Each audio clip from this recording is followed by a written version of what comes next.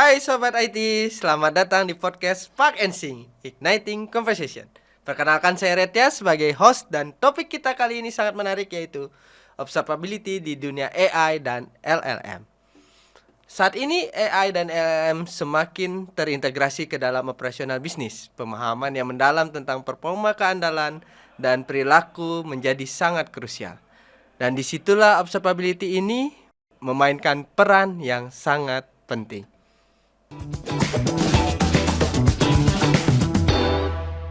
Tentunya saya hari ini tidak sendirian di podcast kali ini. Saya bersama Bu Siti, Regional Solution Engineering Manager dari Datadog, dan juga Pak Alfian sebagai Solution Support Manager dari Progress Consulting. Halo Bu Siti, Pak Alfian. Selamat malam. Selamat malam. Ya. Terima kasih sudah hadir di podcast kali ini. Kita langsung masuk ke pertanyaan yang pertama. Ya. Mengenai peran observability gitu. Seperti yang kita ketahui bahwa implementasi AI dan LLM semakin masif di dunia di berbagai industri. Betul. Dari sudut pandang Bu Siti sendiri yang sering berinteraksi dengan berbagai macam klien baik dari mancanegara maupun nasional gitu. Seberapa penting sih observability tersebut Bu Siti? Ya, makasih atas pertanyaannya Pak. Jadi sebelum saya masuk untuk menjawab pertanyaannya, mungkin saya memberikan sedikit background ya. Menurut research dari Microsoft sebenarnya cukup banyak adopsi yang saat ini yang ada di market. Jadi di Indonesia itu ada 92% dari worker atau employee di Indonesia itu udah memakai generative AI ya. Siapa sih yang nggak tahu ChatGPT udah biasa banget kan? Sudah dipakai semua Bu Siti. Betul. Dan itu sebenarnya lebih tinggi hasil researchnya dibandingkan dengan global dan juga di Asia Pasifik yang di bawah 90% itu sendiri. Dan juga menurut leader, nggak cuma employee ya, jadi leader juga di interview juga sekitar 92% yang perlu mengadopsi AI dan juga generative AI untuk stay kompetitif, dan juga angkanya itu lebih tinggi dari angka global dan Asia Pasifik. Jadi sebagai hasilnya, jadi employee itu tidak bisa menunggu lagi akan tersedia toolnya untuk membantu mereka secara bisa bekerja secara efektif dan efisien, tapi mereka bawa tool itu sendiri ke tempat kerja. Jadi semakin banyaknya tool-tool yang dibawa mereka, jadinya semakin banyak risk yang terbuka ya. Karena sebagian besar perusahaan di luar sana, di Indonesia maupun di luar negeri sudah memulai implementasi aplikasi LM, makanya peran dari LM observability itu semakin penting ya.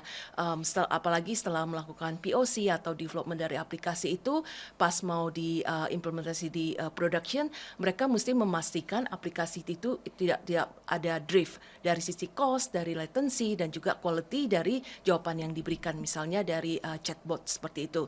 Jadi agar untuk aplikasi LM itu secara bisa sukses di production, output yang diperlukan harus secara faktual, akurat, sesuai dengan brand yang ada di masing-masing company, dan juga dari sisi security dan safety policy-nya juga harus memadai. Ya, itu saja sih dari informasi yang bisa saya berikan. Terima kasih Bu Siti, jawabannya menarik sih. Sekarang perusahaan udah mulai nerapin Bu Siti ya trennya. Dan mungkin ke Mas Alfian sedikit, Mas Alfian, bisa nggak jelasin secara umum gitu observability ini dalam konteks mengapa sih observability ini fundamental seperti itu. Tadi kan Bu Siti sudah jelasin observability trennya udah pakai AI, kenapa sih fundamental dari perlu di-develop, perlu POC dan lain sebagainya. Seperti itu Mas Alfian. Oke, thank you. Jadi kalau kita berbicara tentang observability, mungkin kalau di zaman sekarang itu orang belum terlalu banyak tahu tentang observability. Orang mungkin lebih banyak tahu tentang monitoring. Nah, perbedaan monitoring dengan observability itu mungkin secara simpelnya monitoring itu hanya melihat saja, sedangkan kalau observability itu kita berbicara tentang kenapa suatu kejadian terjadi, root cause-nya apa, penyebabnya apa. Jadi secara metrik ataupun secara yang data yang dikumpulkan itu cukup banyak. Artinya observability akan belakangan ini cukup menjadi tren. Karena apa? Karena orang tidak hanya butuh monitoring saja, tapi mereka juga butuh tahu penyebab terjadinya suatu hal. Kenapa mereka butuh tahu itu? Supaya mereka juga bisa menyelesaikan insiden atau masalah yang terjadi di lapangan dengan cepat. Nah, umumnya biasanya apa sih yang kita observe gitu ya? Mungkin yang pertama itu terkait performance, kemudian juga terkait insiden, kemudian juga mungkin terkait aplikasi. Kalau kita konteksnya dalam dunia perbankan sekarang, itu kita juga harus observe bagaimana tentang pengiriman uang, payment, dan segala macamnya. Nah, kenapa itu menjadi penting? Karena dunia sekarang terus bergerak dengan kecepatan yang cukup tinggi ya, apalagi di bagian teknologi ya Mas Retia ya. Nah, itu menjadi suatu hal yang krusial karena kita jadi tahu nih ada masalah apa, di mana trackingnya seperti apa, dan root cause-nya nyarinya masalahnya, problemnya di mana, pemberesannya, resolve-nya seperti apa, itu bisa kita lakukan dengan cepat.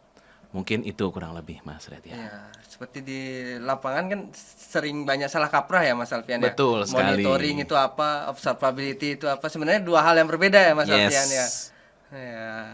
Dan trennya sekarang lebih banyak menggunakan observability. Betul sekali Mas Retia. Karena monitoring itu belum cukup ya di luar. Belum cukup, betul. Di zaman sekarang kurang cukup Mas. Kurang cukup ya. Betul. Tadi menarik sih tentang observability dan monitoring gitu. Sekarang trennya udah ke observability gitu. Ya. Mungkin dari Bu Siti gitu tentang implementasi observability dengan AI dan LLM itu apa sih tantangan ketika mengimplementasikannya di perusahaan gitu? Boleh sedikit cerita Bu Siti? Ya, Gitu. boleh. Ya. Jadi saya akan mulai dengan 5 tantangan yang saat ini yang sedang berjalan ya. Tapi obviously semakin banyak perkembangan LM aplikasi, nanti tantangannya juga bertambah. Jadi tantangan yang pertama itu obviously kita mesti melakukan testing aplikasinya sebelum masuk ke production. Dan tantangan itu sendiri adalah bagaimana caranya memiliki dataset yang cukup memadai, yang cukup bagus untuk melakukan testing agar kita bisa menentukan quality dari LM aplikasi itu sebelum masuk ke production. Jadi itu sangat challenging ya untuk mendapatkan tes data itu untuk dilakukan di non-production environment.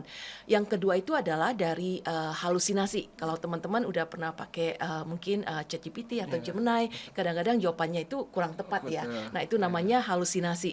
Jadi kalau jika tidak kurang tepat, challenge-nya itu adalah bisa mempengaruhi image dari suatu perusahaan itu sendiri karena jawabannya tidak tepat gitu.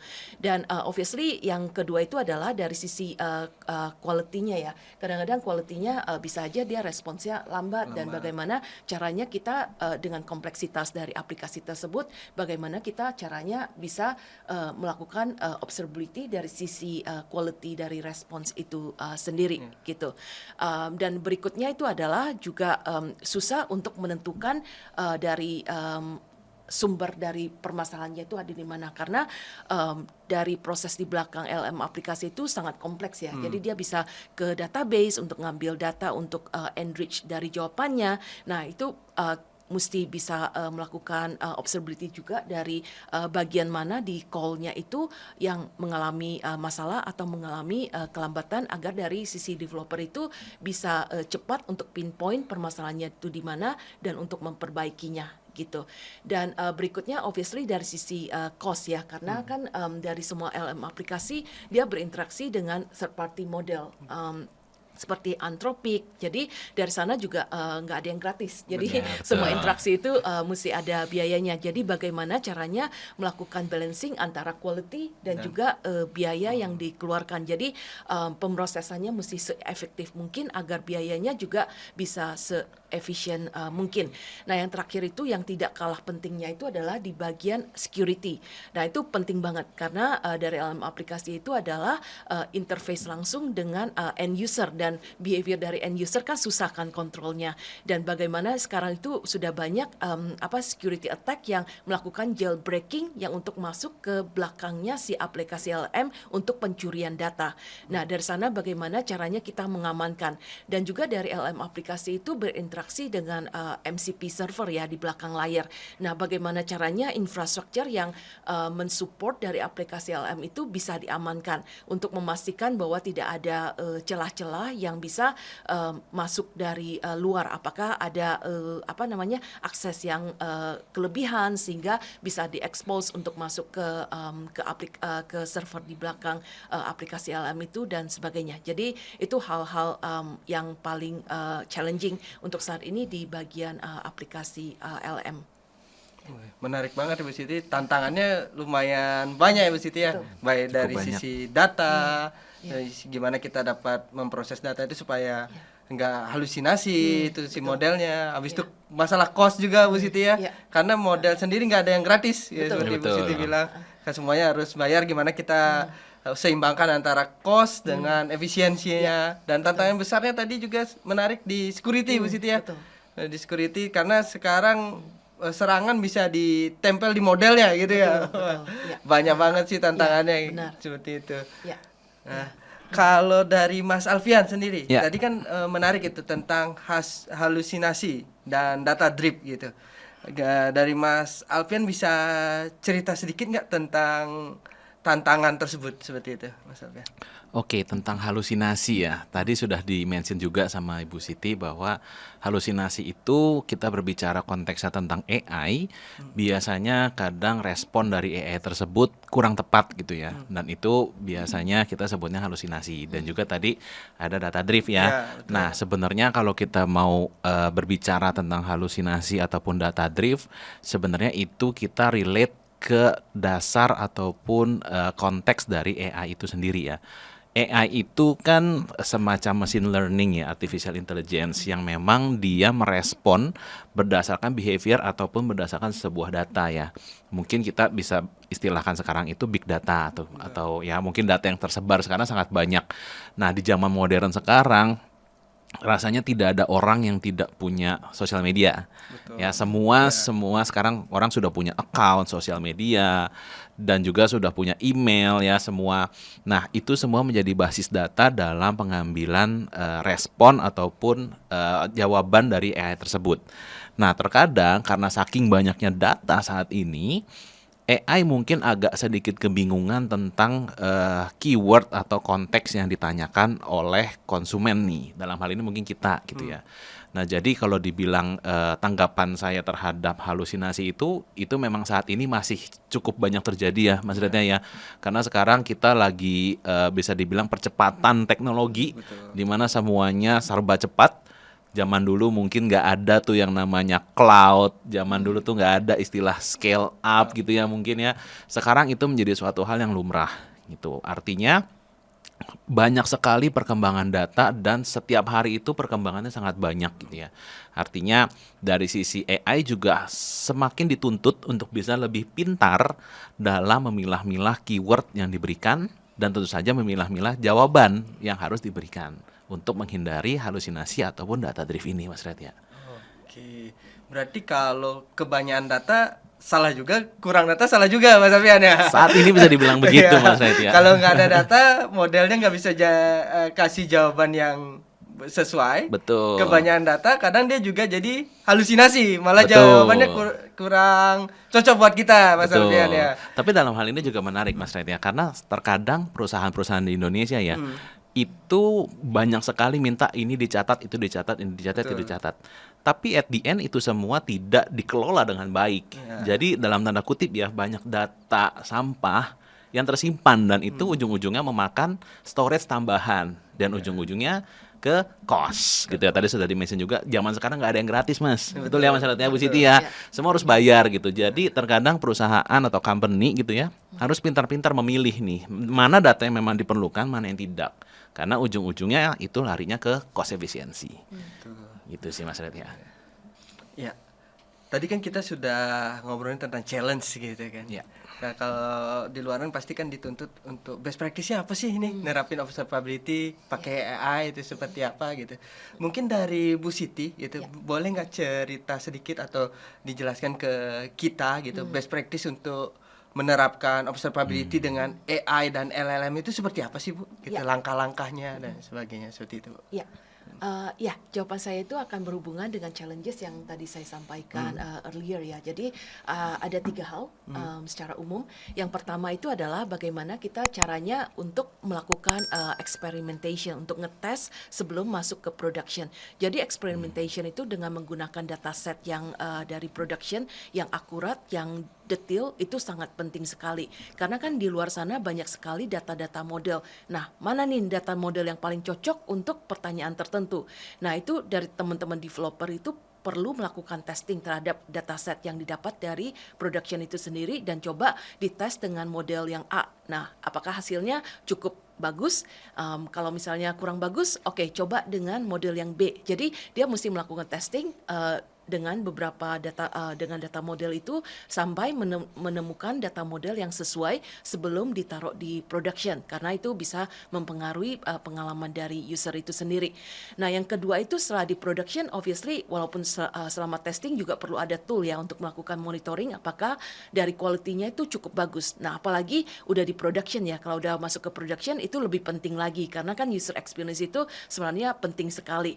Nah, dari sana kenapa itu penting sekali perlu mempunyai tool observability yang memang dibuat untuk LLM aplikasi. Jadi bukan hanya observability tool apa saja gitu. Jadi contohnya seperti Datadog sendiri, jadi kita memiliki kemampuan untuk melakukan LLM observability yang dimana kita tidak hanya mendetek dari aplikasinya quality dari responsnya bagus atau tidak, tapi juga dari latensinya, errornya, apakah ada sesuatu yang tidak normal, dan juga dari Datadog itu sendiri atau LLM tool yang di luar sana.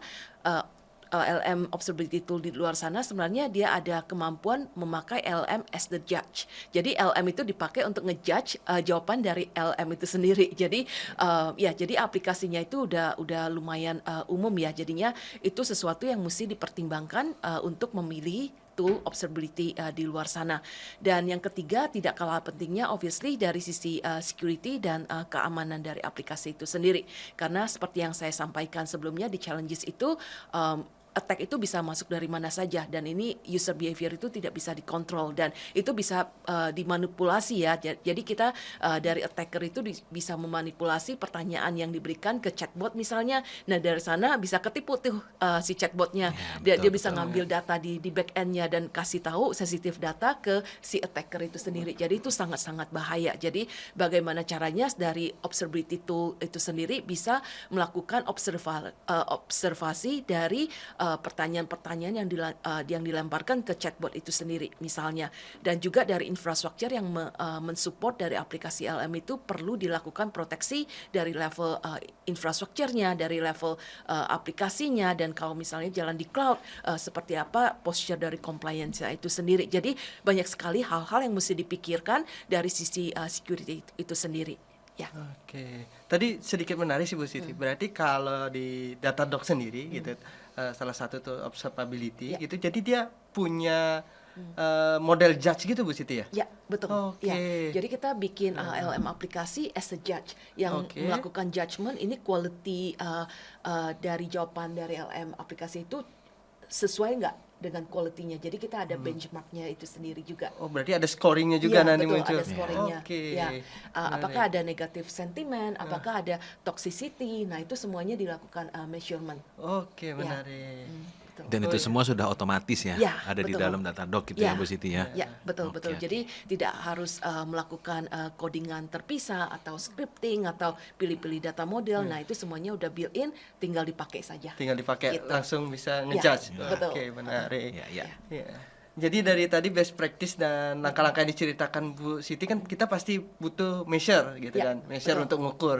Salah satu pengukurannya pakai yang tadi Datadog punya model yang bisa ngejudge Ya, model gitu. betul. Ya. Oke. Kalau dari Mas Alfian gitu, kan untuk kita measure kan pasti ada metrik-metrik lain yang perlu Ya, kita betul. ukur Mas Alfian. Betul. Boleh dikasih tips and triknya lah kita, metrik apa aja sih yang butuh kita ukur untuk measure bahwa observability kita dengan AI dan LLM ini sudah efisien, sudah efektif seperti apa Mas Alfian? Oke, kalau kita berbicara tentang metrik ya tentu saja metrik itu menjadi hal yang penting terutama konteksnya dalam observability ini. Nah, mungkin kalau boleh sedikit sharing ya, ini opini saya juga ya, opini pribadi. Nah, untuk saat ini mungkin yang penting itu at least ada 4 nih saat ini. Itu yang pertama itu adalah latency. Latency itu berbicara tentang seberapa cepat sih kita bisa fulfill request, seberapa cepat kita bisa mendapatkan respon. Gampangnya kalau kita buka suatu website, kita klik seberapa cepat respon dari website itu menghasilkan atau mereturn hasil yang kita klik itu. Yang kedua itu adalah traffic. Seberapa banyak sih kalau kita punya website, seberapa banyak traffic atau seberapa banyak pengunjung yang datang gitu ya, yang melakukan request, yang melakukan klik gitu ya, berapa banyak kita perlu tahu juga. Nah, yang berikutnya adalah terkait error logging ya. Itu juga kita perlu observe juga. Ada kejadian apa saja, apakah ada insiden, error, log, dan segala macamnya itu kita perlu monitor ataupun observe juga. Dan yang terakhir itu kita berbicara ujung-ujungnya tentang efisiensi. Jadi kalau kita punya resource, kita punya CPU, kita punya server gitu ya, apakah memang server yang kita gunakan itu sudah sesuai fungsinya? Karena banyak pengalaman kami juga di Progress gitu ya, banyak customer yang ujung-ujungnya tuh overestimate. Jadi mungkin butuhnya cuma sekitar 10, tapi pengadaannya 100. Artinya 90-nya tidak terpakai, kan itu sayang cost efisiensinya gitu ya. Nah, ujungnya ke sana. Gitu. Jadi kalau kita ngomong metrik, mungkin yang paling penting 4 itu, cuman kalau boleh dikembangin sedikit lagi, itu kita juga perlu ukur untuk kalau kita punya aplikasi ya, zaman sekarang semua semua perusahaan itu pasti punya aplikasinya sendiri gitu ya. Nah, aplikasi itu biasanya menjadi core sistemnya mereka. Menjadi profit generator buat mereka gitu ya, dan itu menjadi suatu hal yang penting ataupun perlu sekali untuk kita observe, karena tanpa itu company nggak bisa jalan, company tidak dapat profit gitu ya. Nah, application itu harus kita monitor juga ataupun kita observe juga, apakah ada kejadian, apakah ada down, atau kalau terlalu banyak yang nge-hit jadi down gitu ya. Itu menjadi suatu inputan atau metrik yang perlu sekali untuk kita observe gitu. Dan kalau kita punya aplikasi pasti punya servernya atau untuk hostingnya ya, baik itu mau on premise atau cloud, zaman sekarang sudah banyak sekali opsinya ya. Nah, itu juga perlu kita monitor dari sisi performance penggunaannya, CPU-nya dan segala macamnya untuk memastikan operasional tetap bisa berjalan tanpa gangguan. Karena balik lagi, kalau itu gangguan, company akan rugi puluhan juta gitu ya, mungkin kurang lebih ya. Mungkin itu kali metrik-metrik yang bisa saya share Mas Red ya. Berarti setelah kita menjalankan best practice-nya, langkah-langkahnya, kita juga butuh measure-nya ya. Betul. Ada beberapa metrik yang bisa kita measure untuk paling nggak jadi metrik supaya kita bisa improve lagi ke depannya. Betul sekali, untuk betul. menjalankan observability ini. Betul. Seperti itu. Nah, mungkin tadi juga saya mention sekarang kita langsung dalam percepatan teknologi ya. Untuk sekarang mungkin metrik ini cukup. Tapi 1 tahun, 5 tahun ke depan bisa jadi akan jauh lebih banyak lagi metrik yang menjadi basis atau dasar ya untuk kita menjalankan AI ataupun LLM ini ya, observability-nya. Mungkin itu dari. Mungkin saya mau tambahin sedikit, jadi itu poin yang bagus sekali ya untuk inovasi ke depannya, karena kan challenge-nya bertambah, kompleksiti bertambah, meningkat. Jadi bagaimana caranya memilih sesuatu tool yang juga bisa ikutin perkembangannya, bisa mengikuti kompleksitas yang di luar sana. Jadi itu sangat penting. Jadi tidak hanya memilih tool yang untuk memenuhi kebutuhan saat ini, tapi bagaimana tool itu juga mikir ke depan. Jadi agar investment yang dilakukan saat ini juga bisa berguna untuk ke depannya. Jadi nggak cuma short term, tapi long termnya seperti apa. Betul. Jadi tool-tool observability di luar sana itu benar-benar mesti diperhatikan ya. Sekarang kan banyak banget yang emerging sekarang kan. Tapi apakah mereka akan cukup kuat untuk ikutin inovasi ke depannya atau tidak? Karena kan kalau misalnya tidak, berarti kan ke depannya 6 bulan kemudian atau setahun kemudian itu mesti evaluasi lagi, mesti ganti tool lagi. Nah, tahu aja kan kalau ganti tool itu nggak gampang karena juga involve human element, mesti belajar Yes. lagi, mesti ada effort untuk ganti-ganti dan juga perlu ada fine tuning. Jadi ya itu salah satu yang mesti diperhatikan juga waktu melakukan decision memilih tool yang untuk memenuhi matrix-matrix yang disampaikan sama Pak Alfian tadi.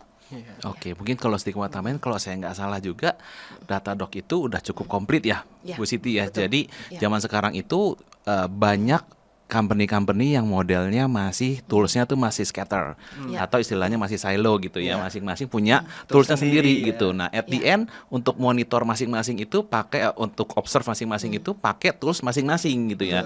Nah, ini Datadog juga satu solution yang cukup bagus nih karena dia menjadi mungkin istilah saya one stop solution ya Iya. untuk observability tools karena dia cukup bisa memonitor ataupun mengobserve banyak hal sekali dan itu bisa integrate ke tools-tools lainnya gitu ya Bu Siti ya. Ya, betul, Ya. betul. Jadi built-in feature-nya juga ngikutin tren seperti Ya. itu. Betul. Betul. Betul. Menarik sih ini Datadog sebagai observability tools. Dari Bu Siti boleh nggak sedikit cerita gitu customer experience yang didapatkan ketika integrasi atau implementasi dari salah satu tools observability yaitu Datadog di klien seperti apa sih Bu Siti? Ya, mungkin saya bisa share salah satu contoh customer kita yang ada di US ya. Jadi ini sebuah company bergerak di bagian real estate. Jadi dia memiliki aplikasi yang membantu agent-agent real estate itu melakukan komunikasi. Jadi problem yang dihadapi adalah kalau misalnya agentnya di lapangan dia melakukan interaksi dengan aplikasinya. Nah, dia mengalami latency yang cukup tinggi ya. Jadi sehingga agentnya jadi bete dong, jadinya jarang dipakai gitu. Jadi adopsinya menurun gitu. Jadi bagaimana dia memakai Datadog itu membantu untuk improve dari latency. Tadi Pak Alfian juga sempat singgung untuk yang mengenai latency ya. Jadi di customer yang ini dia memakai Datadog untuk bantu untuk reduce dari latensinya itu dan melakukan dia menentukan latensinya itu di mana dengan melakukan end-to-end tracing. Jadi begitu memasukkan interaksi dengan chatbotnya misalnya, kemudian dari ke belakang itu dia interaksinya seperti apa. Nah dari sana bisa pinpoint latensinya itu ada di mana. Karena kan ada beberapa tahap yang nggak cuma satu kali interaksi ke belakang udah selesai jawabannya. Tapi bisa aja 5-6 kali atau 7 kali atau 10 kali atau berkali-kali. Nah di pada saat interaksi mana yang ada masalah, nah itu perlu ada tool atau solusi dari Datadog itu yang bisa membantu pinpoint di bagian mana yang ada latensinya, apakah ke database-nya kah atau apakah di level network-nya yang bikin latency dan sebagainya. Nah itu yang dibilang sama Pak Alfian tadi adalah one stop solution karena semuanya itu kita collect dari sisi infrastrukturnya, dari network-nya, dari aplikasinya menjadi satu tempat, artinya untuk melakukan troubleshooting-nya juga lebih cepat. Jadi tidak harus memakai beberapa tool yang which is bakal makan waktu lama ya, karena mesti belajar juga ada 5 tool, belajar 5 cara untuk melakukan troubleshooting gitu. Iya. Oke, mungkin kalau saya tambahin juga, mungkin ada company juga di luar sana ya yang menggunakan observability tools ini juga. Konteksnya itu adalah mereka lagi mau scale up nih terkait AI gitu ya. Mereka juga mau mulai menerapkan itu. Nah, dengan tidak adanya observability ataupun data yang pas gitu, yang tepat, mereka akan sulit untuk melakukan scale up. Tapi dengan catatan mereka juga mau performance mereka, operasional mereka itu tetap aman gitu ya. Nah, dengan adanya observability tools ini, dengan mereka menerapkan Datadog gitu ya, mereka bisa mendapatkan full picture gitu ya, mulai dari alert pertama sampai final resolutionnya gimana. Mereka juga bisa dapat root cause analisisnya gitu, yang dengan data-data itu mereka bisa prepare gitu ya dengan lebih baik. Bagaimana kalau kita mau scale up, kira-kira ada kejadian ataupun insiden apa yang bisa kita mitigasi gitu, sehingga tetap menjaga performance mereka tetap optimal gitu ya. Nah, dengan mereka tahu itu juga, mereka juga udah siap kalau misalnya terjadi sesuatu yang bermasalah, mereka udah siap untuk bisa menyelesaikannya dengan cepat. Atau mungkin kalau zaman sekarang di ITSM kita bicaranya mereduce MTTR, mengurangi mean time to resolution, atau seberapa cepat kita bisa meresolve suatu insiden yang terjadi. gitu. Mungkin kurang lebih itu yang saya tambahkan. Jadi kita jadi lebih proaktif ya, Mas Betul. Alfian, Mas Siti ya. Jadi dengan observability kalau bisa di satu solution gitu kan, semuanya kita dapat big feature-nya, kita bisa proaktif dan kalau ada masalah kita bisa tahu langsung gitu. Betul. Nah, karena kan beberapa company terutama kalau di Indonesia kadang tools observability ada banyak nih, jadi nggak bisa saling ngomong gitu, Betul. nggak bisa saling ngobrol. Jadi ketika ada problem, lihat ke dashboard A, lihat ke dashboard B, lihat ke dashboard C, seperti itu sih. Betul. Dan korelasinya pakai mata. Iya, Iya. koordinasinya bisa pakai mata, kalau nggak pakai beda departemen harus Iya. hubungi Betul. A, B, C gitu. Kepentingannya beda-beda juga tuh Iya. Mas biasanya. Jadi salah-salahan juga. Iya. Iya. Oke. Ya, tadi menarik sih masalah sudah bisa diceritakan integrasi di klien seperti apa, kita dapat lesson learn-nya, suka dukanya implementasi observability dengan AI gitu. Nah, mungkin saya sedikit bertanya gitu ke Mas Alfian dan Bu Siti gitu. Kalau menurut Mas Alfian dan Bu Siti, ke depannya ini seperti apa sih observability dengan AI dan LLM ini? Trennya seperti apa gitu? Mungkin boleh dari Bu Siti dulu. Ya, Ya. ya, jadi yang bisa saya share saat ini itu yang kita lihat saat ini ya, tapi belum tentu valid untuk minggu depan atau sebulan ke depan karena perkembangannya cepat sekali ya. Jadi yang pertama yang kita lihat menjadi trending saat ini adalah Open Telemetry adoption. Jadi mungkin teman-teman udah tahu ya Open Telemetry agar dibikin standar karena library untuk LM aplikasi atau AI library itu sangat banyak. Jadi bagaimana caranya dengan OpenTelemetry itu bisa dibikin standar sehingga semuanya tidak perlu ada custom instrumentasi gitu. Nah, yang kedua itu mungkin pernah dengar DevOps, DevSecOps, ada FinOps. Nah, sekarang nanti ada LMOps. Jadi jadi bagaimana caranya mereka menerapkan best practice untuk evaluasi dan fine tuning dari jawaban dari aplikasi LM itu sendiri. Oke, untuk tren yang ketiga yang saat ini kita lihat itu adalah multimodal use cases ya. Karena saat ini kan kita interaksi dengan LM aplikasi itu dengan memakai teks. Nah, kedepannya itu atau sekarang pun sudah ada ya interaksinya dengan memakai image, dengan voice. Nah, bagaimana caranya dari sisi observability LM aplikasi itu bisa mengcover quality dari image yang diberikan. Nah, itu gimana tuh comparisonnya? Kalau teks kan udah jelas tuh perbandingannya. Betul. Kalau image yang mana yang quality-nya bagus yang sesuai dengan pertanyaannya dan dari voice juga seperti apa sih speech yang bagus dan apalagi dengan kendala berbagai language yang disupport ya ada bahasa Inggris, bahasa Indonesia, bahasa Jawa, bahasa Sunda. Jadi itu ada nuances bagaimana kita mendetek quality-nya jawaban dari bahasa Sundanya cukup bagus gitu. Ini orang Bandung asli atau enggak gitu.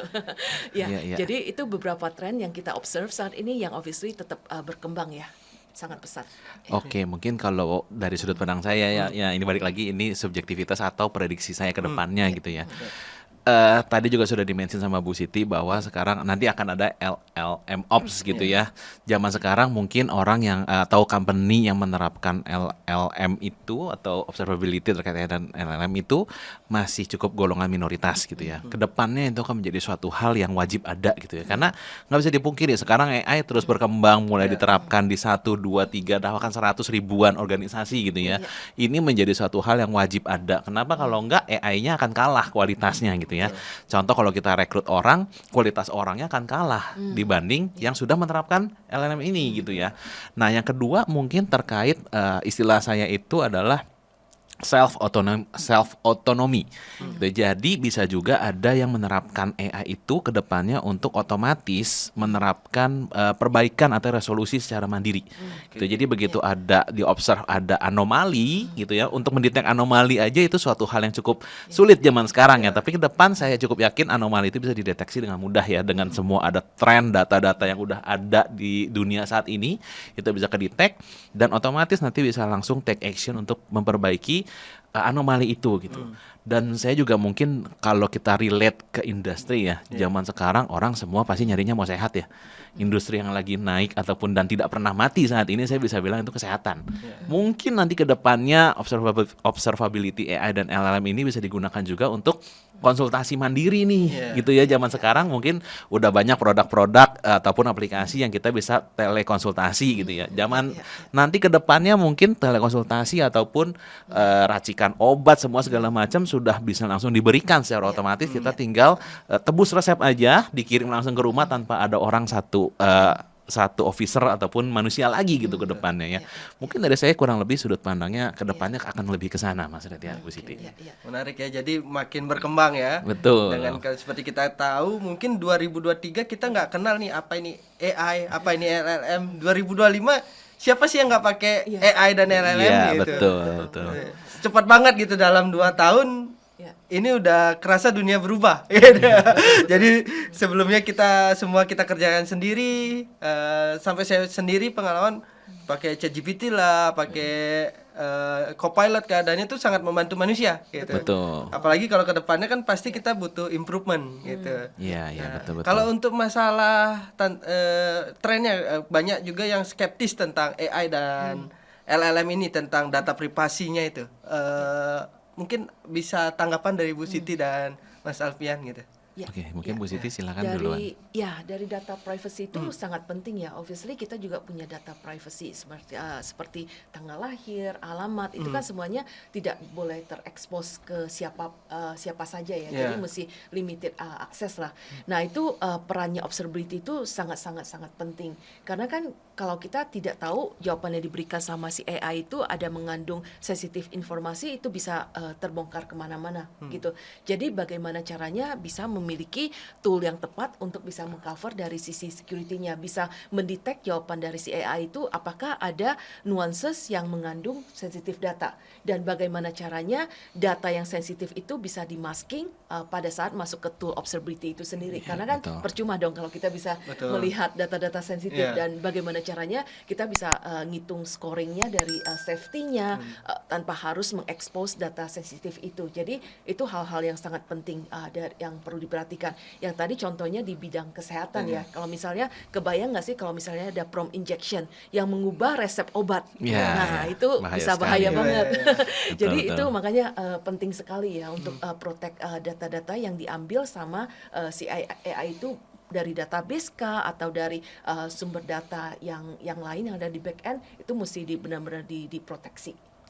Oke, berarti compliance-nya juga akan terus makin ketat ya ke depannya ini kalau kita lihat trennya. Betul. Mungkin kalau saya sedikit tambahkan, di Indonesia juga ada namanya, kalau saya nggak salah, namanya UU PDP ya, Undang-Undang Perlindungan Data Pribadi gitu. Mungkin nanti ke depannya AI atau LLM ini itu bisa diintegrasikan ke sana gitu. Jadi setiap ada update ataupun perkembangan dari aturan terkait UU PDP ini, itu bisa otomatis diterapkan juga oleh LLM-nya as a judge tadi ya Bu Siti ya. Jadi dia juga tahu, zaman sekarang ini bukan data sensitif nih, tapi nanti ternyata ini menjadi suatu data sensitif. Contohnya misalnya email itu sudah menjadi data sensitif, atau account sosial media mungkin kedepannya sudah menjadi data sensitif gitu ya. Kita nggak pernah tahu, tapi itu menjadi sesuatu yang kedepannya juga akan menjadi suatu tren juga kelihatannya Mas Red ya. Ya, menarik sekali.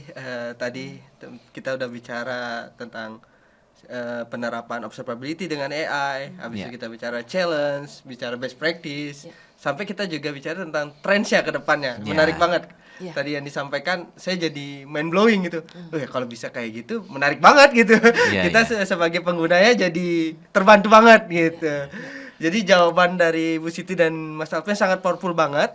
Untuk mengakhiri sesi kita kali ini, saya terima kasih banyak untuk waktu dan wawasannya yang berharga banget gitu dari Bu Siti dan juga Pak Alfian. Dan kami berharap diskusi ini dapat membuka mata para pendengar. Jadi tentang pentingnya observability dalam ekosistem AI yang semakin kompleks gitu, trennya makin cepat gitu. Jadi terima kasih juga kepada sobat-sobat IT yang sudah menyimak episode kali ini. Jangan lupa follow media sosial kami untuk update episode selanjutnya. Spark and Sing, Igniting Conversation. Bye-bye.